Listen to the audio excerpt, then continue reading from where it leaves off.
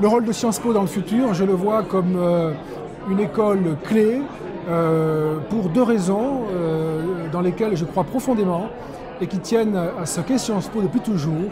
La première raison est que Sciences Po a toujours été capable de dispenser des savoirs professionnalisants, donnant aux étudiants les compétences pour exercer dans le monde professionnel un leadership, une autorité créatrice de richesse et de progrès social. Je le crois profondément. Mais il y a une deuxième dimension propre à Sciences Po qui demain sera absolument nécessaire pour beaucoup de formations. C'est cette capacité à comprendre le monde au-delà des savoirs professionnels, à analyser ce qui se passe, quels sont les grands bouleversements, quels sont les grands changements.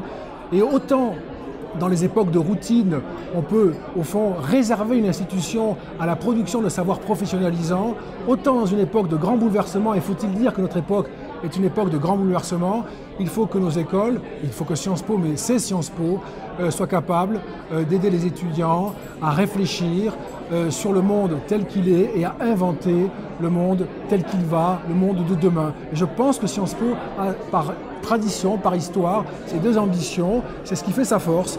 C'est peut-être ça un peu aussi le couple fameux, le lion et le renard.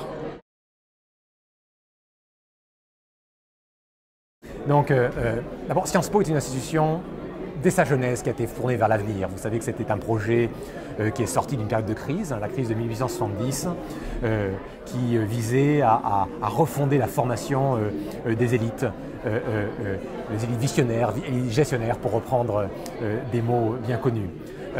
Et ça reste le cas. Les étudiants qui viennent sont des étudiants qui viennent refaire le monde. C'était vrai à mon époque, ça reste vrai à l'heure actuelle.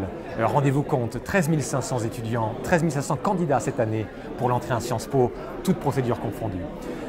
Alors, si j'en parle comme ça, c'est parce que l'avenir, on ne peut pas en parler sans regarder vers l'histoire. Et vous savez que l'histoire a toujours énormément compté dans nos enseignements et continuera de compter énormément. Sciences Po donc, est une institution qui a toujours essayé de se refonder après les périodes de crise. Elle a été fondée après une période de crise, elle a été refondée en 1945 après la Seconde Guerre mondiale.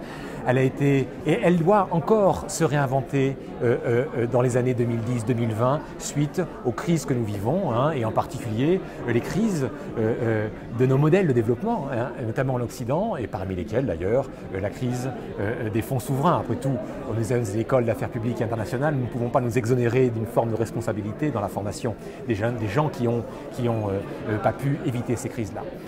Donc Sciences Po se réinventera dans la fidélité par rapport à son passé, à travers essentiellement l'innovation pédagogique, l'innovation scientifique et ce que je vois, c'est une institution qui sera toujours en parfaite adéquation avec son temps, qui sera motrice, qui fera l'événement, qui brassera les jeunes gens du monde entier.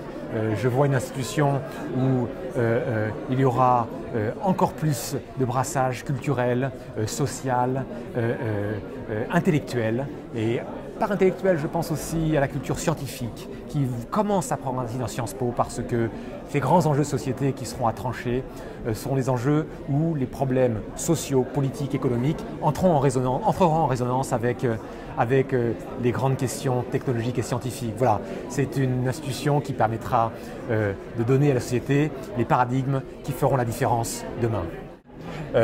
Je suis naturellement candidat. Naturellement parce que j'aime Sciences Po, j'aime ce métier, je fais ce métier aux côtés de Richard Descoings depuis 4 ans. Je suis plein d'idées, j'ai autant de vitalité que les jeunes gens de Sciences Po et très naturellement je ressens le désir, l'envie de continuer à m'engager pour l'institution à l'avenir, bien entendu.